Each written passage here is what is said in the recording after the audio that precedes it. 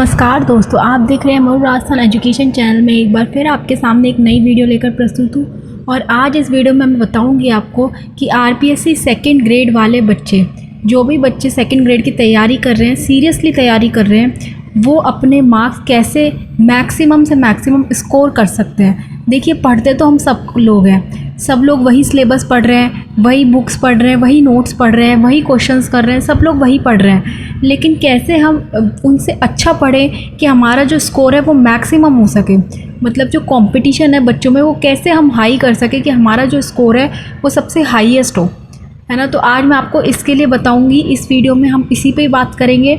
बिना time waste करे अपन अपनी वीडियो की तरफ चलते हैं। देखिए,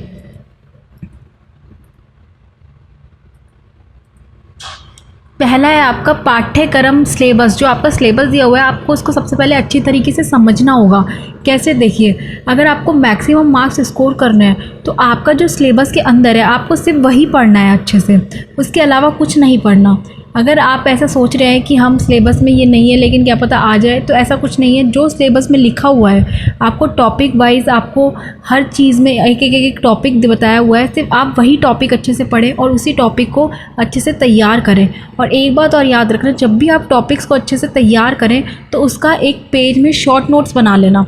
जब भी आप पढ़ रहे हैं उस टॉपिक को तो उसके शॉर्ट नोट्स अपने आप से बनाइए। वो शॉर्ट नोट्स आपको बहुत हेल्प करेंगे जब आप लास्ट टाइम पे अपने पढ़ाई को बिल्कुल समअप करने पे होंगे। जब आप अपनी पढ़ाई को, तो आपको वो जो शॉर्ट नोट्स है वो आपको क्विक रिवीजन के लिए बहुत काम आएंगे, है ना। तो आपको क्या करना है, आपको पहले पढ़ना है और फिर शॉर्ट नोट्स बनाने हैं, है ना। और शॉर्ट नोट्स कैसे बनाने हैं उसकी वीडियो मैंने अपने चैनल पे डाली हुई है, आप चेक करना। टिप्स फॉर एग्ज़ाम में मैंने वो वीडियो डाली हुई है, प्लेलिस्ट में आप चेक कर लेना, है ना। तो सबसे पहले आपको क्या करना है, आरपीएससी द्वारा जारी किया गया सिलेबस ध्यान से पढ़ना है। कौन से टॉपिक अधिक बार पूछे जाते हैं उन्हें पढ़ना है और उन्हें पहले से तैयार करना है, ठीक है। विषयवार वेटेज अंकबार देखें ताकि समय उसी अनुसार लगाएं।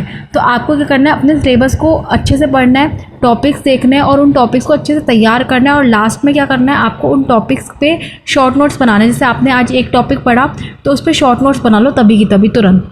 ये सबसे बेस्ट तरीका होता है पढ़ाई करने का, ठीक है। ये आपको बाद में बहुत हेल्प करेगा जब आप अपना रिवीजन कर रहे होंगे, है ना। तो आपको क्या करना है, अपना सिलेबस पढ़ना है और उसमें शॉर्ट नोट्स बनाने हैं। अगले टॉपिक पे बात करते हैं। देखिए, अगला है अपना टॉपिक वाइज टाइम टेबल बनाना है आपको। देखो, टाइम टेबल तो आपको बनाना है और कैसे बनाना है वो भी मैं वीडियो डालने वाली हूँ। बाकी मैंने फर्स्ट ग्रेड के लिए डाला हुआ है, थोड़े से हिंट के लिए आप वहाँ से देख सकते हैं।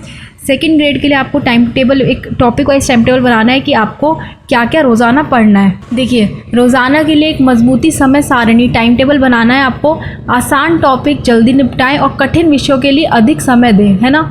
जैसे जो आसान आपको छोटे छोटे टॉपिक्स लगते हैं वो फटाफट कर लें सबसे पहले, तो उन पे शॉर्ट नोट्स बना लें। फिर जो लंबे लंबे टॉपिक जो बहुत टाइम लेते हैं उनको टाइम मैनेजमेंट में, आज मुझे इतना सा पढ़ना है, कल मुझे इतना पढ़ना है, तो आप वो दो सब्जेक्ट पैरेलल में लें। जैसे आज मुझे इस सब्जेक्ट का ये वाला टॉपिक बहुत कठिन है, बहुत लंबा टॉपिक है, तो मुझे इसके 2 पन्ने पढ़ रहे हैं, लेकिन इसके साथ साथ दूसरा सब्जेक्ट भी ले रहे हैं, वो भी कठिन ही ले लें, उसके भी फिर आपको 2 पन्ने ही पढ़ना है। तो मतलब आपको दिन के 4 पन्ने पढ़ने हैं, दोनों कठिन कठिन टॉपिक से। तो ऐसे आपको अपना टाइम टेबल अपना मैनेज करना है। वो मैनेजमेंट आपके अकॉर्डिंगली होगा, लेकिन उसका भी मैं आपको एक वीडियो डालूंगी ताकि आप उसमें सहायता हो आपको उसको टाइम टेबल को मैनेज करने के लिए, है ना। कई बच्चे टाइम टेबल मैनेज नहीं कर पाते हैं, थोड़ा मैनेजमेंट में कच्चे रह जाते हैं, नहीं कर पाते अच्छे से, है ना। तो मैं उसके लिए भी आपको एक वीडियो बनाऊंगी।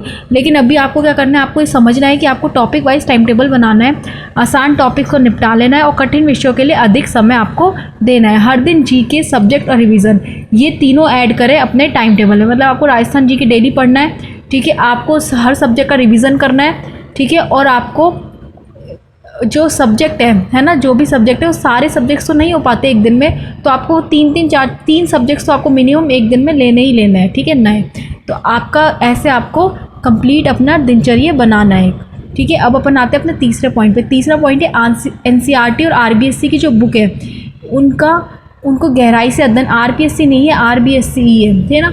आरबीएससी की जो बुक है आपको वो दोनों बुक्स एनसीईआरटी और आरबीएससी की अच्छे से पढ़नी है। देखिए, कक्षा 6 से 10 तक की एनसीईआरटी किताबें, विशेषकर विज्ञान, सामाजिक विज्ञान और गणित, ठीक है। और विषय विशेष की स्टैंडर्ड बुक्स, जैसे हिंदी के लिए नंदिनी, सामान्य हिंदी आदि। राजस्थान जीके के लिए लक्ष्य, पंचायती राज, राजस्थान दर्पण, जैसी किताबें फ़ायदेमंद रहेंगी आपको, ठीक है। तो आपको आरबीएससी की बुक्स तो पढ़नी है 6 से 10 तक की, है ना। उसमें आपको जो आपका विज्ञान है ना, साइंस, मैथ्स और एक सामाजिक विज्ञान, एसएस, आपको ये तीनों अच्छे से पढ़ने हैं। बाकी आप स्टैंडर्ड बुक्स खरीदे, जैसे हिंदी के लिए आप हिंदी के लिए सामान्य हिंदी है, ऐसे काफ़ी सारी स्टैंडर्ड बुक्स आती है। जैसे पॉलिटिकल के लिए आप लक्ष्मीकांत देखते हैं, ऐसे कुछ स्टैंडर्ड बुक्स आती हैं, आप वो पढ़ें, है ना। और एक राजस्थान जीके के लिए बताया हुआ है कि आपको लक्ष्य पंचायती राज, राजस्थान दर्पण आपका करंट अफेयर्स अच्छा प्रिपेयर करेगी। बाकी करंट अफेयर्स के लिए मूमल किताब भी मुझे बहुत अच्छी लगती है, वो पढ़ लें, है ना। तो ये आपके ऐसे किताबों अच्छी, मतलब आपको बुक्स, अपना सोर्स जो आप जिससे पढ़ रहे हैं, चाहे आप कोचिंग पढ़ रहे हैं तो नोट्स उसके जो भी आप पढ़ रहे हैं ना, वो आपको थोड़े अच्छे स्टैंडर्ड के ले, है ना, ताकि उसमें जो चीज़ें हैं वो सारी कंप्लीट दी हुई हों, है ना। तो इससे क्या होगा कि आपको जो आपकी तैयारी है वो मजबूत होगी। आपको बुक्स स्टैंडर्ड चुननी है, बुक अच्छी चुननी है, और वो एक ही बुक चुने, ऐसे नहीं आपको 10 बुक चुन रहे हैं, ये भी पढ़ रहे हैं वो भी पढ़ रहे हैं, ऐसे नहीं। आपको सिर्फ एक बुक चुननी है, अच्छी बुक चुननी है, ध्यान से चुननी है, और उसको ही 7-8 बार अच्छे से पढ़ना है, ठीक है। और नोट्स बनाते हुए, हाईलाइट करते हुए चलना है, ताकि लास्ट टाइम पे आपको पूरी बुक ना पढ़नी पड़े, आपको बस वो हाईलाइटेड जो चीज़ें हैं वो आप पढ़ सकें, है ना। तो आपको इस तरह से अध्ययन करना है। अगले पे आते हैं अपन, आपको चौथा पॉइंट है, आपको पुराने प्रश्न पत्र सॉल्व करने हैं। मतलब जो प्रीवियस ईयर पेपर्स होते हैं, जैसे 2013 से जितने भी पेपर लगे, आप वो सारे पेपर सॉल्व करना। हालांकि आपको सिलेबस है वो थोड़ा थोड़ा परिवर्तन दिखेगा आपको, लेकिन आपको एक आइडिया आ जाएगा कि कैसे क्वेश्चंस पूछे गए हैं, तो आपको वैसे ही क्वेश्चन प्रिपेयर करने हैं। तो आपको इस तरीके से अपने प्रीवियस ईयर पेपर्स पढ़ने हैं, पिछले 5 से 10 वर्षों के पेपर आपको हल करने हैं। इससे आपको पता चल जाएगा कि कौन से टॉपिक में से अधिक प्रश्न पूछे जाते हैं। और मॉडल पेपर और हल करने से अपना जो सेल्फ डेवलपमेंट भी होता है और आत्म मूल्यांकन भी होता है। सेल्फ एनालिटिक भी आप कर पाते हैं कि आप कहाँ पे, आपका स्तर कहाँ पे, आपको कितनी पढ़ाई करनी है, किस विषय में कितना टाइम देना है, कौन से विषय में से आपके नहीं हो रहे हैं क्वेश्चंस, टाइम मैनेजमेंट आता है। हर चीज़ आपको जो एक माहौल मिलता है आपको एग्ज़ाम का, है ना, पुराने पेपर सॉल्व करने के। इसलिए आपको पुराने पेपर से नहीं चूकना है, आपको पुराने पेपर बिल्कुल सॉल्व करने और अच्छे से सॉल्व करने, ध्यान से सॉल्व करने, और देखना है कि उनमें कैसे कैसे किस टॉपिक से कुछ सवाल पूछे जा रहे हैं, ठीक है। तो ये आपको अपना स्कोर बढ़ाने में बहुत फ़ायदा करेगा, इससे आपका स्कोर ज़रूर बढ़ जाएगा, है ना। अब अपन आते हैं अपने 5वें पे। 5वां है आपका मॉक टेस्ट और समय प्रबंधन। आपको मॉक टेस्ट देना है और समय को, टाइम को मैनेजमेंट करना है। मतलब मॉक टेस्ट से क्या होता है, आपका टाइम भी मैनेजमेंट होता है, क्वेश्चंस भी होते हैं, आपकी प्रैक्टिस होती है। और जितनी प्रैक्टिस करोगे ना उतनी कम है, जितनी प्रैक्टिस करोगे ना, आप देखना आपको एग्जाम में 1% डर नहीं लगेगा। ये बात आप मेरी गांठ बांध लो कि अगर आप बहुत अच्छे से प्रैक्टिस कर रहे हो तो आपको एग्ज़ाम टाइम में बिल्कुल भी डर नहीं लगेगा, आपको लगेगा ही नहीं कि आप एग्ज़ाम दे रहे हो। तो इसलिए एक हफ्ते में कम से कम 2 मॉक टेस्ट दें, डेली दें, बल्कि हफ्ते में नहीं, डेली आपको 2-2 मॉक टेस्ट देने हैं। सब्जेक्ट वाइज दे लो, है ना, टॉपिक वाइज दे लो, जैसे आपकी इच्छा करे वैसे आपको मॉक टेस्ट देने हैं। और हफ्ते में 2 आपको फुल मॉक टेस्ट देने हैं, फुल लेंथ जो टेस्ट होते हैं वो आपको देने हैं, ठीक है। समय प्रबंधन का अभ्यास करें, मतलब अपना पेपर 2 घंटे में पूरा करने की कोशिश करें, ताकि आपका वहाँ पे 3 घंटे में पेपर पूरा हो जाए, है ना। गलत उत्तरों का विश्लेषण करें, गलत चीज़ें जो आपकी, जैसे क्वेश्चंस गलत होते हैं उनको आपको देखना है कि कैसे गलत हुए, क्यों गलत हुए हैं, किस में से गलत हुए हैं। मैंने एक वीडियो बनाई हुई है, मॉक टेस्ट कैसे एनालिसिस करें, वो वीडियो बहुत अच्छी है। अगर आपको मॉक टेस्ट अपना अच्छे से एनालाइज करना है तो वो वीडियो देखना, उसके बाद अपने टेस्ट को, मॉक टेस्ट को एनालाइज करना। फिर आप देखना कि आपका जो एनालाइजेशन है वो इतना अच्छा हो जाएगा, इतना अच्छा हो जाएगा कि आपका जो स्कोर है वो ऑटोमेटिकली ग्रोथ होएगी आपकी। सबसे ज़्यादा जो आपका मैक्सिमम ग्रोथ करेगा ना स्कोर, वो है मॉक टेस्ट। उसके अलावा कुछ भी नहीं चाहिए, आप कितना ही पढ़ लो, कितना ही कर लो, अगर आपने मॉक टेस्ट अच्छे से दिए, मॉक टेस्ट को अच्छे से एनालाइज किया, आप देखना आपका स्कोर अगर अभी 150 में से आपका अगर 97, 98 अभी स्कोर हो रहा है, तो आपका 120 पे पहुंच जाएगा, अगर आप मॉक टेस्ट अच्छे से करोगे तो। मॉक टेस्ट करना बहुत ज़्यादा कंपलसरी है, मॉक टेस्ट अच्छे से करना है ना। अब अपन आते हैं नेक्स्ट पेज की, नोट्स बनाना है और रिवीजन करना है। मैंने आपको बता ही दिया, फर्स्ट उसमें बता दिया था कि आपको जैसे जैसे पढ़ते जाओ वैसे वैसे नोट्स बनाते जाओ और उनका रिवीजन करते जाओ, है ना। अगले पे चलते हैं अपन, करंट अफेयर्स। करंट अफेयर्स आपको प्रिपेयर करनी है, और करंट अफेयर्स भी कैसे, राजस्थान जीके को रोजाना पढ़े, करंट अफेयर्स और राजस्थान जीके दोनों पढ़नी है। दैनिक समाचार में से पढ़ सकते हैं आप, जो दैनिक पत्रिकाएं आती हैं उनमें से पढ़ लो। ये तो मासिक पत्रिका जो आपकी है, जैसे सामान्य ज्ञान दर्पण, है ना, आपकी मूमल, काफ़ी सारी ऐसी आपकी क्रोनोलॉजिकल्स आती हैं जो आप महीने की आती है, तो आप वो पढ़ लो। डेली उसके 2-2 पेज पढ़ने लग जाओ, लेकिन आपको डेली करंट अफेयर्स पढ़नी है और डेली राजस्थान जीके पढ़नी है, इनको स्किप नहीं करना, और मॉक टेस्ट भी डेली देने। ये आपका देखना हमेशा, क्योंकि बच्चे क्या होते हैं करंट अफेयर्स छोड़ जाते हैं, करंट अफेयर्स के इतने ईजी सवाल आते हैं बिल्कुल सीधे सीधे कि आप 10 में से 10 नंबर लाओगे, है ना। तो इस वजह से करंट अफेयर्स बिल्कुल भी मत स्किप करना। करंट अफेयर्स आपकी बहुत फ़ायदेमंद होगी स्कोर को बढ़ाने में, है ना। इसमें आप क्या क्या पढ़े करंट अफेयर में, राजस्थान के मुख्यमंत्री योजनाएं जो हुई हैं, नदियाँ, झीलें, मेले, त्यौहार, कला, संस्कृति, ये ज़रूर आपको कवर करना है ना। अब अपन आते हैं नेक्स्ट पे कि अपना आत्मविश्वास और मानसिक संतुलन बनाए रखना है। परीक्षा के समय तनाव से बचें, शांत मन से उत्तर दें, नींद पूरी लें, स्वास्थ्य का ध्यान रखें, क्योंकि अच्छा शरीर अच्छी तैयारी के लिए सहायक होता है, ठीक है। तो अपना जो जैसे अब आपका आत्मविश्वास की बात आती है, तो आत्मविश्वास कहाँ से आएगा? जितना आप प्रैक्टिस करेंगे, जितने आप मॉक टेस्ट देंगे, वहाँ से आपका आत्मविश्वास आएगा।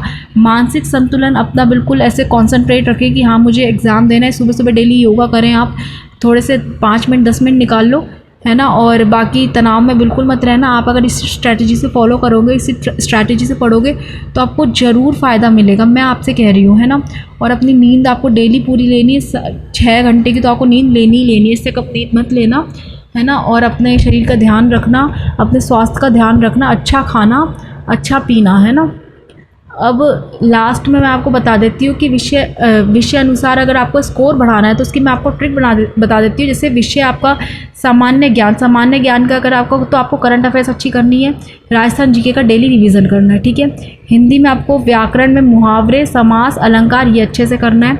अंग्रेज़ी में आपको ग्रामर, कॉम्प्रीहेंशन अच्छे से करने हैं। कॉम्प्रीहेंशन से नहीं आते हैं ना, तो इसको कट कर देना। गणित में आपको फॉर्मूले अच्छे से याद रखने हैं और रोज़ाना थोड़े थोड़े क्वेश्चंस की प्रैक्टिस करनी है ना। गणित में आप, रीजनिंग में भी यही है सेम। विज्ञान में आपको एनसीईआरटी पढ़नी है अच्छे से अपनी 10 तक की, है ना। और डायग्राम उदाहरण से समझना है आपको, है ना। और सामाजिक विज्ञान में आपको मैप और इतिहास की तिथियाँ अच्छे से याद रखनी है। तो ये है आपका कुछ, मैंने आपको बता दिया कि आप कैसे अपना इन चीज़ों को याद कर सकते हैं, कैसे अपना मैक्सिमम स्कोर कर सकते हैं। मैक्सिमम स्कोर मैं आपको फिर से कह देती हूँ, अगर आप मॉक टेस्ट देंगे तभी आपका स्कोर मैक्सिमम से मैक्सिमम होगा, चाहे आप कितना ही पढ़ लो। और मॉक टेस्ट देना ही नहीं, सिर्फ उनको अच्छे से एनालाइज करना, यही आपको क्या करेगा, आपका जो मैक्सिमम स्कोर है वो बढ़ाएगा।